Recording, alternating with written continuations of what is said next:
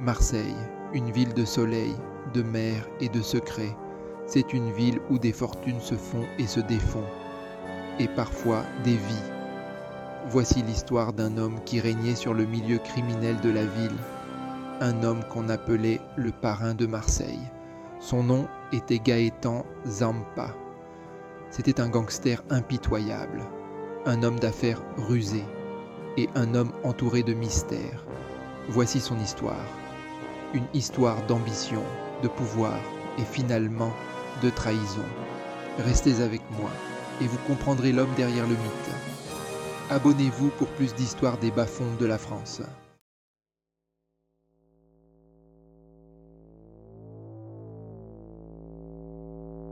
L'histoire de Gaëtan Zampa a commencé comme beaucoup d'autres. Il est né dans la pauvreté, il a grandi dans les rues difficiles de Marseille. La survie a été sa première leçon. Zampa voulait plus, il avait soif de pouvoir. Il a vu une opportunité dans le milieu criminel florissant de la ville. Le port de Marseille était une porte ouverte sur la richesse. C'était aussi un refuge pour les contrebandiers et les criminels. Zampa était prêt à jouer le jeu. Oui, le port de Marseille était un centre névralgique animé, et pour quelqu'un comme Zampa, il regorgeait de possibilités infinies. Il a vu ce que les autres ne voyaient pas, le potentiel de contrôle et de pouvoir.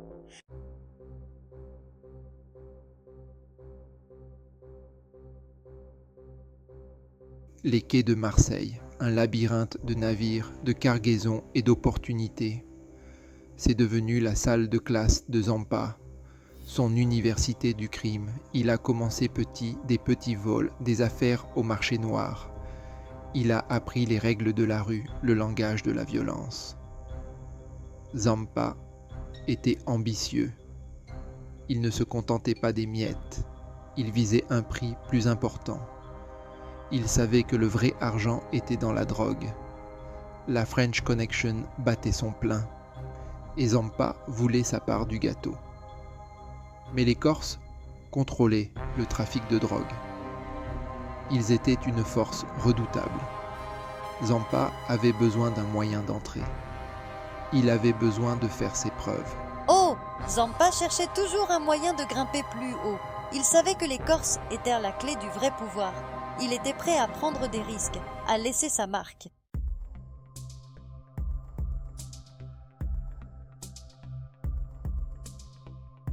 Les Corses, maîtres de l'organisation, impitoyables dans leur quête du profit. Il ne fallait pas les contrarier. Zampa le savait, il avait besoin de gagner leur confiance. Il a commencé par faire de petits boulots pour eux, recouvrement de dettes, livraison de messages et même élimination de la concurrence. Son impitoyabilité les impressionnait. Son ambition les intriguait. Zampa jouait un jeu dangereux, mais les enjeux étaient de taille. Et il apprenait vite. Il a appris les subtilités du trafic de drogue, les itinéraires, les contacts, les pots de vin.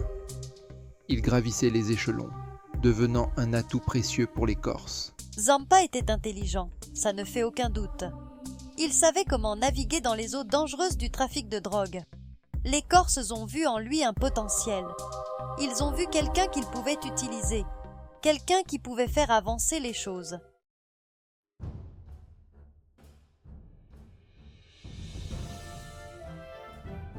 Troisième partie, l'ascension d'un caïd.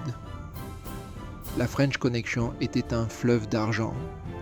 Et Zampa avait soif. Il a vu les failles dans l'opération Corse. Leur arrogance, leur complaisance.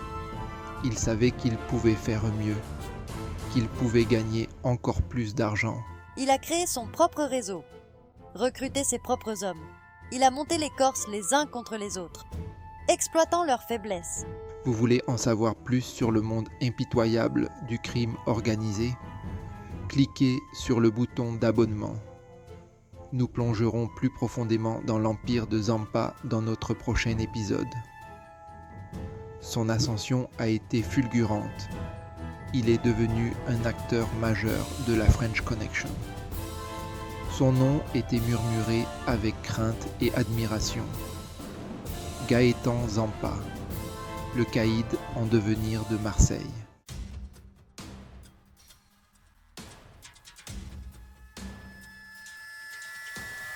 L'empire de Zampa s'est agrandi. Il s'est étendu au-delà de la drogue. Jeux d'argent, prostitution, extorsion de fonds, il contrôlait tout. Il est devenu une légende à Marseille, craint et respecté. Son nom seul inspirait l'obéissance. Il s'est entouré d'hommes loyaux, sa propre armée personnelle. Il savait comment récompenser la loyauté. Il savait aussi comment punir la trahison. Il dirigeait son empire d'une main de fer. Mais sous la surface, des fissures commençaient à apparaître. La police se rapprochait.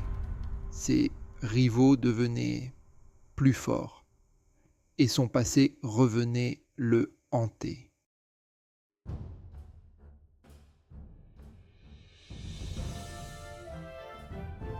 Zampa profitait des fruits de son succès. Il vivait comme un roi, voiture de luxe, vêtements de marque, belle femme. Il possédait des boîtes de nuit et des restaurants. Il côtoyait des célébrités et des politiciens. Il était intouchable. C'est du moins ce qu'il pensait. Il s'était fait beaucoup d'ennemis. Son impitoyabilité avait un prix. Et ses rivaux complotaient sa chute.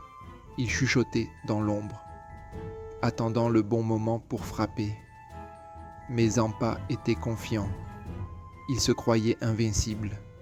Il avait bâti son empire sur un fondement de sang et d'argent. Qu'est-ce qui pourrait bien le faire tomber ?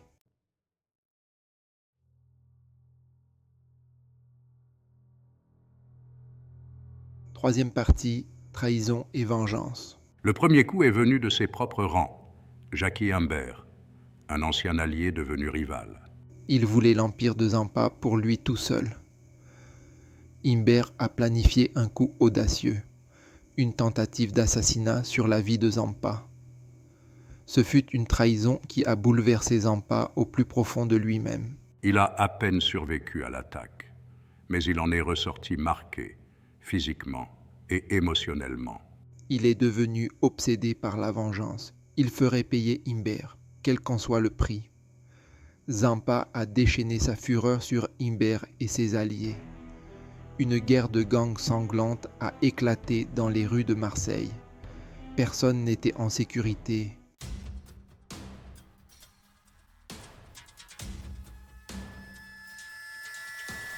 Quatrième partie, les murs se referment. La violence a attiré l'attention des autorités. La police a lancé une vaste opération de répression du crime organisé à Marseille. L'empire de Zampa était assiégé. Ses lieutenants ont été arrêtés. Ses entreprises ont été perquisitionnées. Il était un homme traqué. Mais il a refusé de tomber sans se battre. Il est entré dans la clandestinité, se déplaçant d'une planque à l'autre. Son monde se rétrécissait, son emprise sur le pouvoir s'affaiblissait. Vous voulez savoir comment se termine l'histoire de Zampa ? Abonnez-vous dès maintenant et activez les notifications. La conclusion palpitante vous attend. Il avait bâti son empire sur la violence et l'intimidation. Mais au final, c'est la loi qui l'a finalement rattrapé.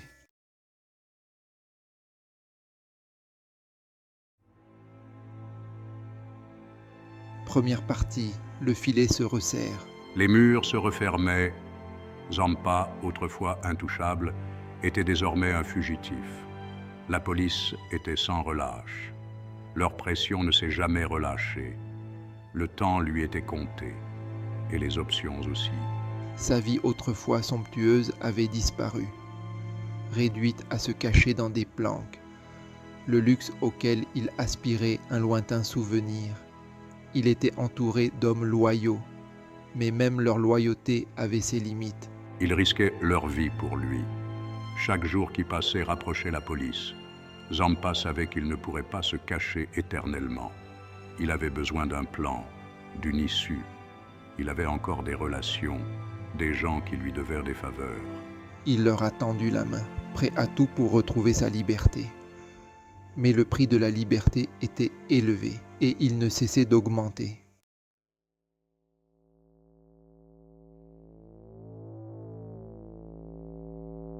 Deuxième partie, un roi en exil. Zampa a fui la France. Il a cherché refuge en Italie. Rome est devenue sa résidence temporaire. Mais même en exil, il n'était pas en sécurité. Ses ennemis étaient partout, surveillant chacun de ses mouvements.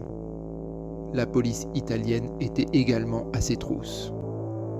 La pression des autorités françaises s'accentuait.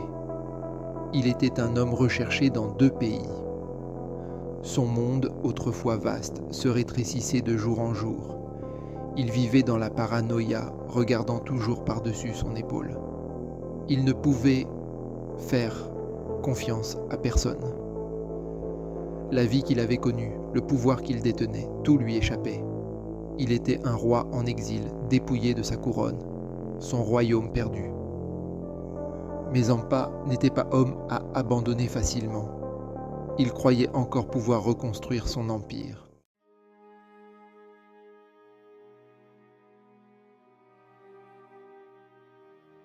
Troisième partie, le prix du pouvoir. Zampa a tenté de reprendre le contrôle. Il a contacté ses alliés restants à Marseille. Mais le paysage avait changé. De nouveaux acteurs avaient émergé. Il n'avait pas peur de sa réputation. Il n'était plus le caïd incontesté. Son temps était révolu. Il était l'homme d'hier, une relique d'une époque révolue. Mais son ego ne le laissait pas accepter la défaite. Il s'accrochait à l'espoir d'un retour, de reconquérir ce qu'il avait perdu. Mais chaque tentative de retour au pouvoir se soldait par un échec. Son empire avait disparu. Il n'était plus que l'ombre de lui-même, hanté par son passé, hanté par les fantômes de ses ennemis. Il avait vécu par l'épée. Et maintenant, il mourait par elle.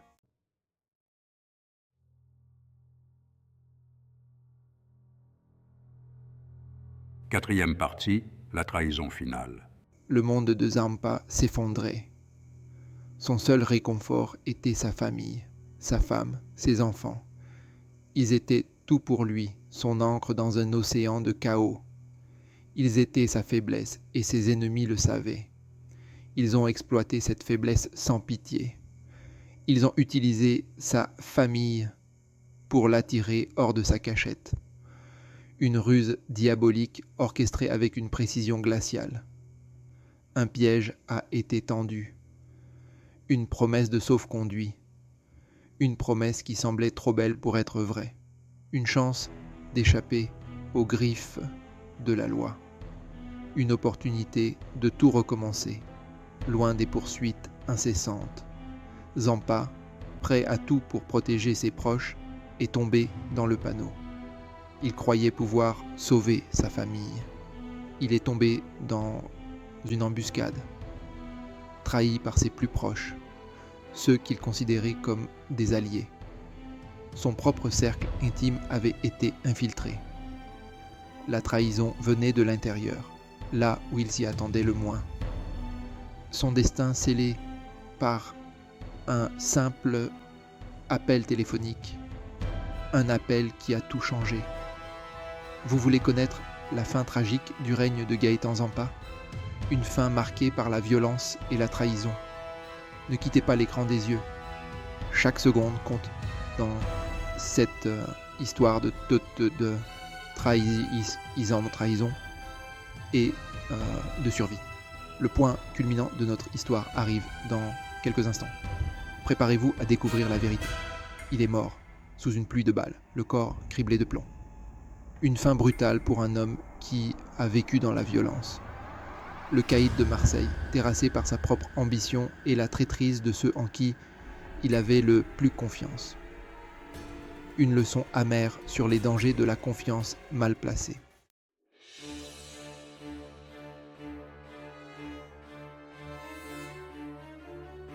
Le lieu était une ferme isolée, tranquille. Un endroit où le temps semblait s'arrêter, loin du tumulte de la ville. l'endroit idéal pour un échange discret. Un lieu où les secrets pouvaient être échangés sans crainte d'être découverts. Zampa est arrivé avec sa famille, sa femme, ses enfants. Ils étaient fatigués, mais il y avait une lueur d'espoir dans leurs yeux. Son cœur saignait pour eux, pour les sacrifices qu'ils avaient faits, pour la vie qu'ils avaient perdue. Les souvenirs d'un passé révolu les hantaient. On lui avait promis un sauf-conduit, une nouvelle identité, une chance de recommencer, une opportunité de tout laisser derrière, une chance d'échapper au cauchemar, de retrouver une vie normale loin des ombres du passé. Mais au fond de lui, le doute le rongeait. Chaque promesse semblait trop belle pour être vraie. Il n'arrivait pas à se débarrasser de ce sentiment, ce pressentiment que quelque chose allait mal tourner. Quelque chose ne tournait pas rond. L'atmosphère était lourde, chargée de tension. Il a scruté les alentours. Chaque ombre, chaque bruit devenait suspect, cherchant le moindre signe de danger.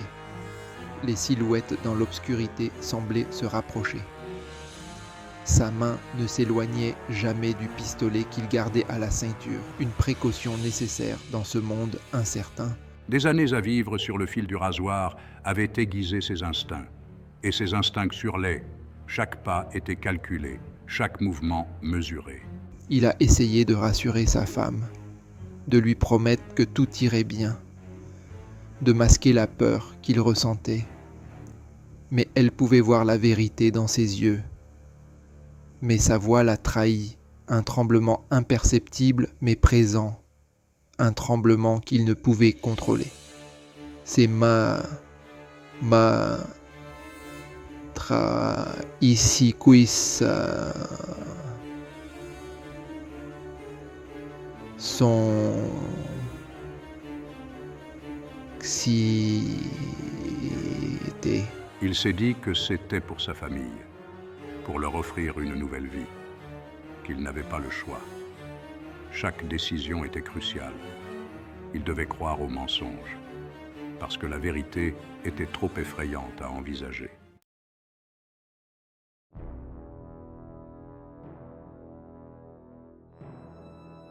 Une voiture s'est approchée, ralentissant jusqu'à s'arrêter.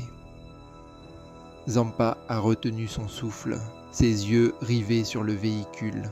2 hommes en sont sortis. Des visages familiers, ses lieutenants.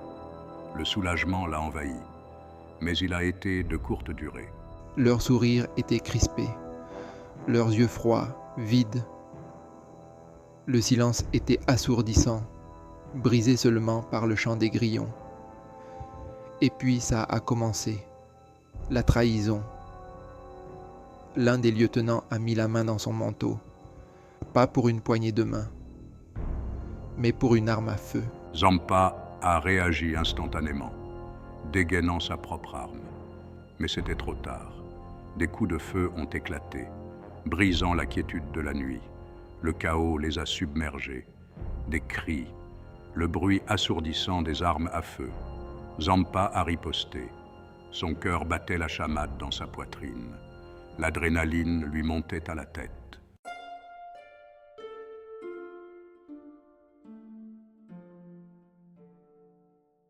Il a poussé sa famille derrière lui, les protégeant de l'attaque. Il savait que chaque seconde comptait, chaque mouvement pouvait être le dernier. Les balles sifflaient à ses oreilles. Le bruit assourdissant des tirs résonnait dans l'air, créant une symphonie de chaos. Il a senti une nausée au doigt. Il a frotté Ramtizi, la lancinante à l'épaule. Une brûlure intense qui lui rappelait la gravité de la situation. Mais il ne pouvait pas s'arrêter. Pas maintenant. La détermination dans ses yeux était palpable. Il devait continuer pour sa famille. Il a vu sa femme tomber, touchée à la jambe. Son cœur s'est serré, mais il ne pouvait pas se permettre de faiblir. Ses enfants hurlaient de terreur.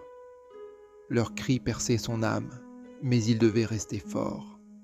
Leur innocence perdue dans une tempête de violence. Une enfance brisée par la brutalité du monde.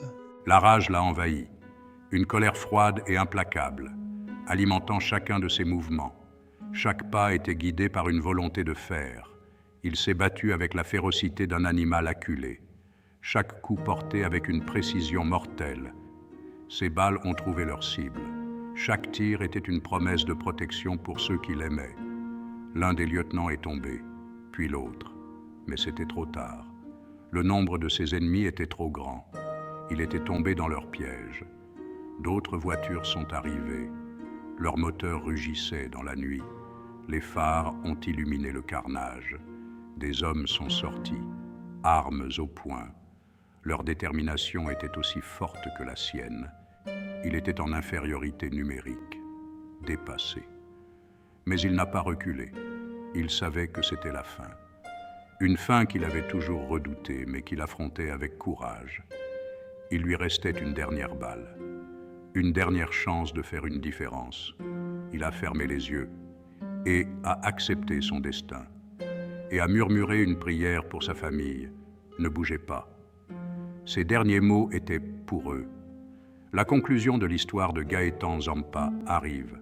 Une histoire de sacrifice et de courage. Abonnez-vous dès maintenant pour ne pas manquer le dernier chapitre. Ne ratez pas la fin de cette saga épique.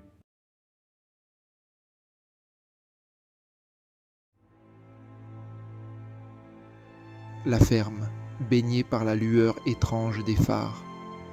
De la fumée s'échappait des canons des armes abandonnées. Le silence était lourd, brisé seulement par les sirènes au loin. Zampa était étendu sur le sol ensanglanté, la poitrine immobile. Son emprise sur l'arme s'est relâchée, le métal froid contre sa main sans vie. Le règne du caïd était terminé.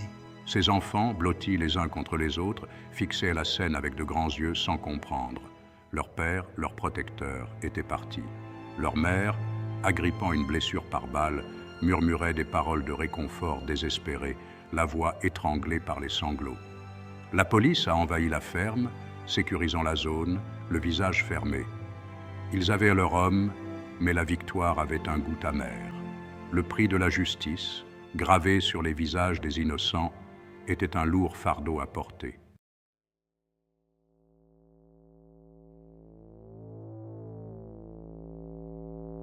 L'histoire de Gaëtan Zampa est une tragédie, un récit d'ambition, de pouvoir et de l'influence corruptrice des deux. Il s'est élevé des rues de Marseille pour régner sur son monde souterrain, mais son empire, bâti sur le sang et l'argent, était voué à s'effondrer. Il a vécu par l'épée et est mort par elle, trahi par ceux en qui il avait le plus confiance. Son histoire nous rappelle que la quête du pouvoir, sans contrôle moral, conduit inévitablement à la ruine. Les échos du règne de Zampa résonnent encore à Marseille. Un récit édifiant murmuré dans l'ombre de la ville.